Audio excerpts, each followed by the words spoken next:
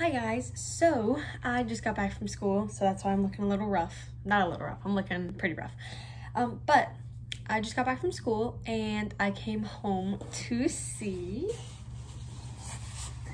this. And I ordered this about 2 weeks ago. I think I ordered 10 books from Book Outlet and it was like 40 bucks, so that's really good. I just wanted to show you guys the books that I got. I'm really excited about them. And yeah, so let's just get started. So this one I actually ordered from eBay, but I just wanted to include it in this haul. So I got A Court of Thorns and Roses by Sarah J Maas. She has recently been coming out with like a new book, and it made me realize I have never read this series, and literally everybody loves it. I've heard a couple of bad things about it, but pretty much everybody loves it. So yeah, I thought I'd just go ahead and buy it and eventually read it, hopefully soon.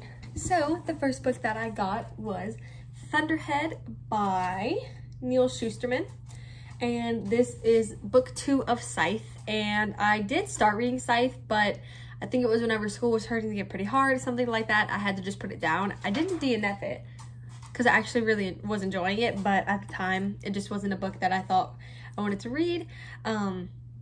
So I went ahead and got the second one because I knew I was gonna want to continue on with the series whenever I finished Scythe. So I got this one.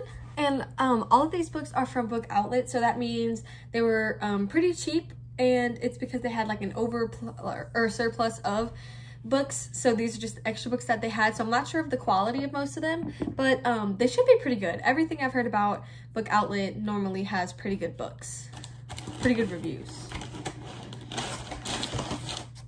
Oh, I thought this one had the dust jacket, and now I'm sad, but it's okay. So this is Escaping from Houdini by Carrie Maniscalco, and this is the third book in like the Stalking Jack the Ripper series.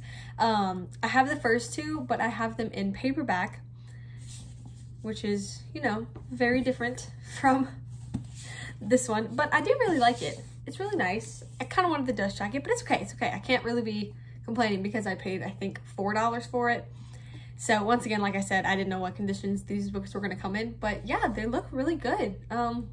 So I'm really excited to read this one. So next is a book that I wasn't entirely sure whether or not I wanted to buy. I was trying to get my price up to over 35 because you get free shipping.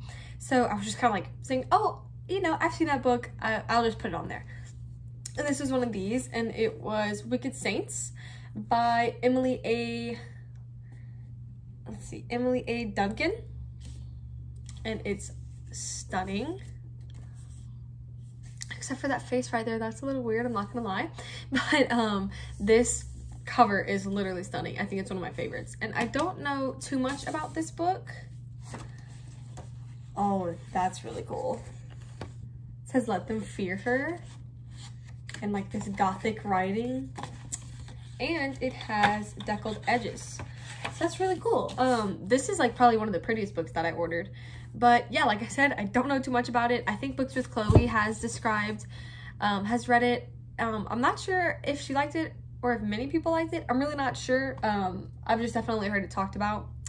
So I just went ahead and bought it. This is a book that I got from the library. And because my bookstore didn't have it, but I never actually got around to reading it. So I was like, well, why not just try to read it for this Christmas?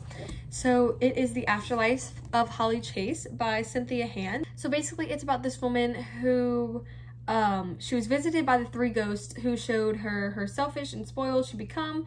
They tried to convince her to mend her ways, and she didn't, and then she died. Now she's stuck working for the top secret company Project Scrooge as the latest ghost of Christmas past. So far, Holly's afterlife has been miserable, but this year's Scrooge is about to change everything. So that sounds really cool. I love like the Christmas Carol and everything like that, and this definitely has like the same topics. So I think this is going to be a really fun Christmas read for next Christmas. So this is Small Spaces by Catherine Arden, and I believe this is a middle grade book. It's very thin, but I'm really not entirely sure what this book is about. I know it's by the author of, I remember she has other books that were pretty popular, but I can't remember the exact name of it. And I tried to look in here and I couldn't find it. But I don't know, it just says, is it a mystery, a fairy tale, a horror thriller?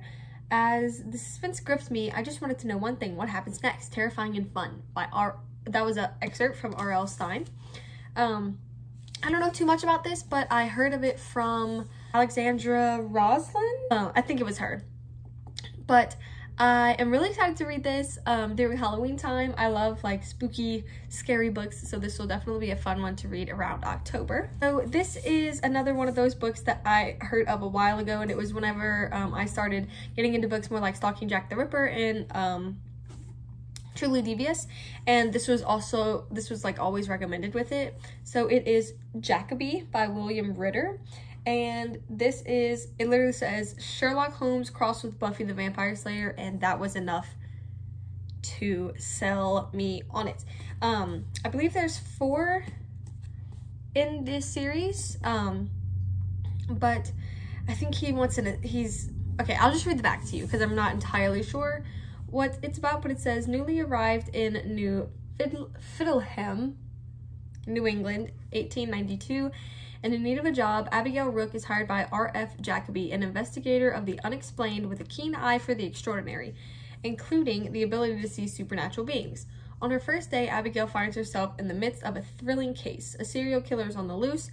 Jacobi is certain the foul deeds are the work of the kind of creature whose very existence the local authorities, without the exception of a handsome young detective named Charlie Kane, seems adamant to deny.